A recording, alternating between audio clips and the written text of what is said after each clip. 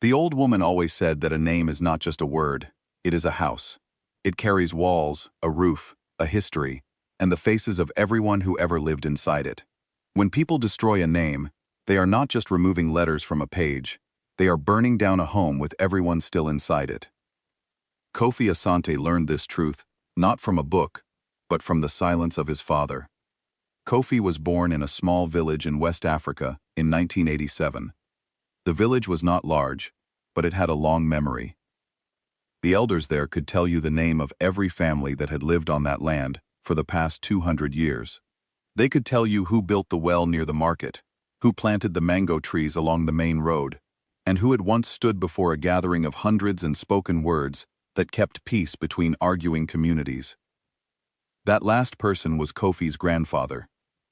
His name was Elder Kwame Asante, and he was what the people called an alpha king. Not a king in the way of crowns and castles, but a king in the truest sense. A man chosen by the community, respected by the elders, and trusted by ordinary people to protect the land and settle disputes fairly. He governed not with force, but with wisdom. His word carried weight. His presence brought calm. For decades, the Asante name meant something powerful and good in that region. Then the outsiders came. They arrived in expensive vehicles, with briefcases full of documents and mouths full of promises. They were a group of businessmen connected to powerful political figures in the capital. They had discovered that the land Elder Kwame governed sat above rich natural resources, valuable resources, the kind that could make a small group of men very wealthy in a short period of time. To take that land, they needed to first remove the man who protected it. But they could not simply remove Elder Kwame. He was too respected. The community would resist, so they chose a more patient and more cruel method. They decided not just to remove him, they decided to erase him. It began quietly. First, a government official declared that the Alpha King title was unofficial and held no legal authority. Then, regional records were quietly altered. Documents that showed the Asante family's land ownership for generations were replaced with new papers that showed different names. Photographs from community ceremonies, where Elder Kwame appeared as the clear leader, were removed from local offices. Letters and historical files that mentioned the Asante bloodline were taken from archives or simply destroyed. The message was simple and terrifying. This family never mattered. This family was never powerful. This land was never theirs. Elder Kwame fought back the only way he knew how. With words, with witnesses, with truth. But truth, he discovered, is a weak weapon when the people controlling the records also control the courts. Every appeal was denied. Every witness was pressured into silence. Every door he knocked on was closed in his face. He was a man who had spent his entire life being the person others came to for strength. Now, for the first time, he had none left to give. He sat on his porch in the evenings and stared at the land that had fed his family for generations. The land that legal papers now said belonged to someone else. And something inside him slowly went out, like a candle in a heavy wind. Elder Kwame Asante passed away in 1990. The doctors wrote heart failure on the certificate. The people who loved him knew it was something else entirely. Kofi's father, Ama Asante, was a quiet man after that. He had watched his own father be broken piece by piece, and the experience had taught him a lesson he believed with his whole heart. Silence is survival. He raised Kofi and his two sisters in a small home on the edge of the village. They were not homeless. They had a roof and food, but they lived in a shadow. The land that should have been their inheritance was now managed by a company connected to the same businessmen who had pushed his father out. Ama worked on that same land as a seasonal laborer, earning just enough to keep his family alive. Kofi grew up noticing things that other children did not notice. He noticed that when teachers mentioned local history, the Asante name never appeared. He noticed that when elders spoke about the old days in front of his father, Ama would go very still, like a man trying not to be seen. He noticed that their neighbors, people whose families had far less history and far less dignity than his own, still had their names spoken with more respect. One afternoon when Kofi was 11 years old, he asked his father directly, "Papa, who was grandfather really?" Ama was quiet for a long moment. Then he said something Kofi would carry for the rest of his life. He was the greatest man I ever knew, and they made sure the world would forget that. Kofi wanted to ask more, but his father stood up, went inside, and did not speak of it again for 3 years. That night, lying in the dark, Kofi made a decision without fully understanding it yet. He decided he would not forget. No matter what anyone said, no matter what any document claimed, he would not let his grandfather disappear. Asante fell ill when Kofi was 13. Without money for proper medical care, the illness moved slowly through him across 2 difficult years. Kofi watched his father shrink, not just physically, but in every way.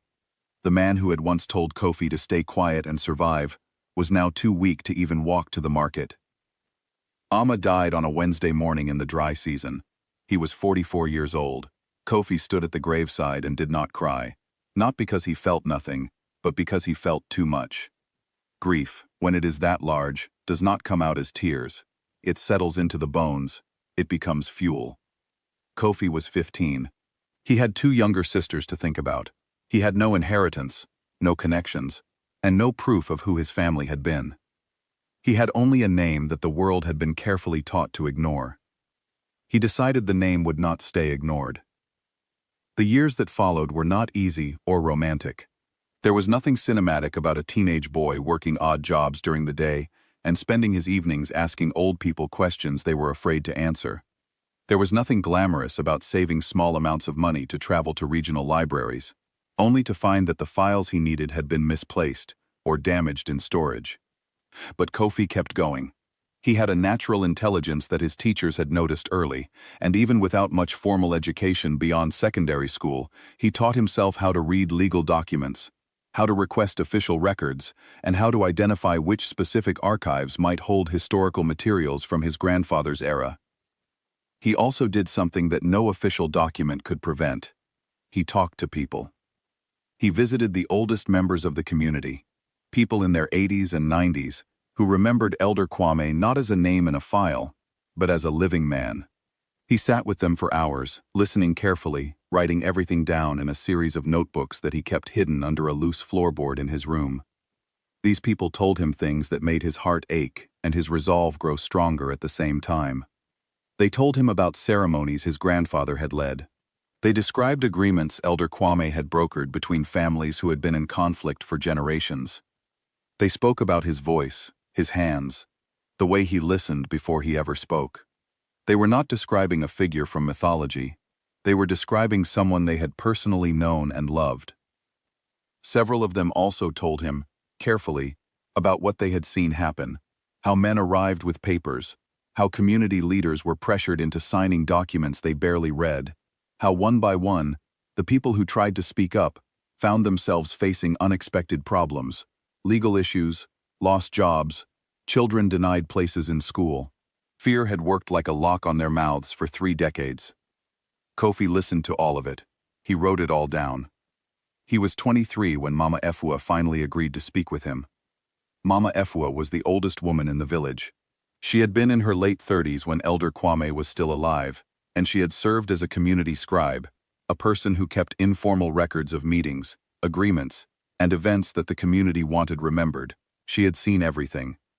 She had also stayed completely silent about everything for 30 years. When Kofi arrived at her door, she studied him for a long time without speaking. She looked at his face, the way people look at something they once knew, and are trying to recognize through the passage of time. Then she said, "You have his eyes. Your grandfather's eyes." She let him inside. Mama Efua did not speak immediately. She made tea. She asked him about his sisters. She asked him about his mother, who had moved to a distant city years earlier to find work. She took her time, and Kofi understood that this was not slowness. It was the caution of a woman who had spent decades protecting something she was finally deciding to release. After nearly an hour, she stood and walked to a back room. Kofi heard the sound of things being moved. Old things, heavy things. When she returned, she was carrying a small tin box. The metal was spotted with age. She set it on the table between them and sat down. "I have carried this," she said, "for 30 years. I was afraid. I had children. I could not risk it."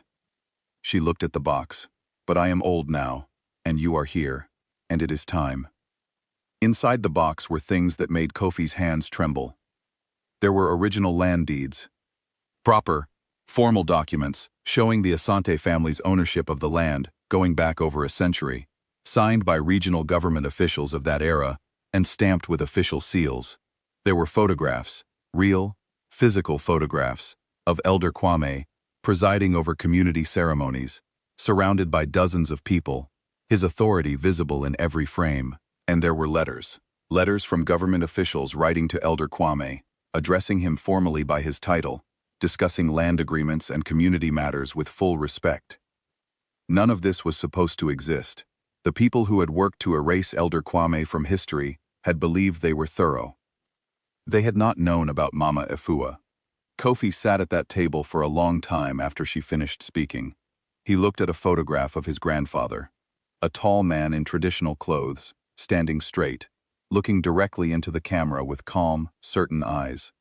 For the first time in his life, Kofi could see clearly where he came from. He cried. He did not try to stop it. When he was done, he looked at Mama Efua and told her he would make it right. She nodded slowly and said, "I know. That is why I waited for you." What followed was not a quick victory. It was 3 more years of careful, difficult work. Kofi made multiple copies of everything in that tin box and stored them in separate locations, with a lawyer in a distant city, with a trusted elder, and with a journalist named Adeyeze Nwosu, who had been quietly investigating land rights cases across the region for years. Adeyeze was sharp, determined, and completely unafraid of powerful people. When Kofi first contacted her, she listened to his story for 2 hours without interrupting. At the end, she said 4 words. "I believe you. Let's go." Together, they built a case that was both legal and historical. They connected with human rights organizations that worked on land rights issues. They found an appeals court lawyer, a woman named Barrister Ya Mensa, who reviewed the documents and told Kofi plainly that what had been done to his family was not just wrong. It was clearly documented as unlawful, and there was a real path forward. The path was not smooth. Kofi was arrested twice during this period, on small, manufactured charges that were clearly designed to slow him down and damage his reputation. His apartment was searched and items were taken, but the copies of his evidence were already safe elsewhere. Local newspapers connected to the same political figures printed stories describing him as a troubled young man making false historical claims. But the evidence was real, and real evidence has a way of speaking louder than opposition.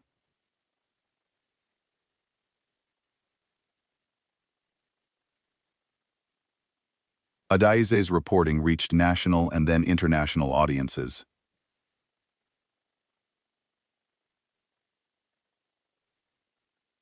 People who had never heard of Kofi's village began sharing his family's story online.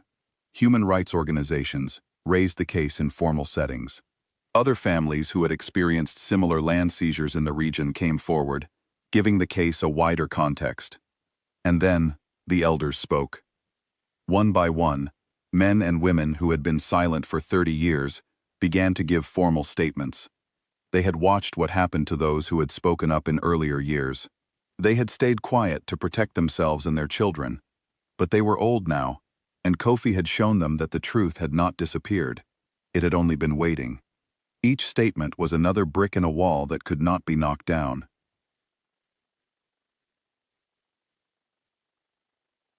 The court proceedings lasted 3 years.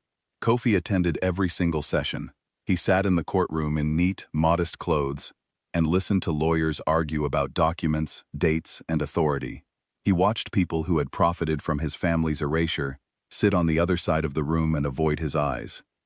He did not approach them. He did not speak to them. He simply waited. The ruling came on a Tuesday morning, delivered by a senior appeals court judge, who read it in a flat, formal voice that gave nothing away until the very end. The original land seizure was declared unlawful. The government decree that had stripped the Alpha King title was overturned. Regional historical archives were ordered to restore and correctly represent the Asante family's documented history. The land, or fair compensation for what could not be fully returned, was to be addressed through a separate legal process. Kofi sat very still when the ruling was read. People around him, Adazi, Barrister Yaw, community members who had traveled to the city for the decision, began to react with tears and embraces. Kofi sat quietly for a moment longer. Then he stood, straightened his jacket, and walked outside into the morning light. He went back to the village that same week. He did not go to the land first. He went to Mama Efwa's house. She was sitting outside in the sun, as she often did in the mornings, wrapped in a bright cloth, her eyes sharp despite her years. Shuai Kofi sat down beside her. He told her everything, slowly, in detail, the way she deserved to hear it. When he finished, she was quiet for a while. Then she said something he had not expected. They thought they were erasing your grandfather, but every time they tried, they made sure someone would remember harder. Fear makes memory stronger, not weaker. Your grandfather lived in every person they threatened into silence. He lived in this tin box under my floor. He lived in you. Kofi looked out at the mango trees lining the road, trees that had been there since before he was born, planted by hands that had long stopped moving. I just wanted his name back, Kofi said quietly. His name was never gone, Mama Efwa replied. It was just waiting for someone brave enough to say it out loud. In the months that followed, something gentle and remarkable happened in the village. People began to speak openly about Elder Kwame Asante, in ways they had not allowed themselves to for 3 decades. Old stories came out at evening gatherings. Children heard the name and asked questions. A simple stone marker was placed near the community meeting ground. Nothing grand, just a flat stone with a name, dates, and a few words chosen by the elders. Kofi stood at that marker on the day it was placed and read the words several times. He thought about his grandfather, whom he had never met, but now knew completely. He thought about his father, who had survived by becoming invisible and had still been destroyed by the weight of it. He thought about 2 girls in their 20s, his sisters, who were building their own lives in a world where their family name now meant something again. He thought about a tin box under an old woman's floor, surviving every attempt to make the truth disappear. There is a belief held by many communities across the world that certain things cannot truly be destroyed, not by documents, not by power, not by time. A legacy built on genuine service to people, on real love for a community, on the kind of leadership that makes others feel protected. That kind of thing does not simply vanish because someone wants it to. It waits. It passes from an old man's eyes to a child's eyes across the dinner table. It lives in the careful handwriting of a community scribe, who quietly fills a tin box and hides it under her floor. It breathes in the silence of a grieving boy, who stands at a grave and makes a promise without knowing exactly how he will keep it. Kofi Asante kept his promise. And the name that was supposed to disappear became, in the end, the one that everyone in that village remembered most clearly, not because it was written in any official book, but because a grandson loved his grandfather enough to walk through fire to bring him home.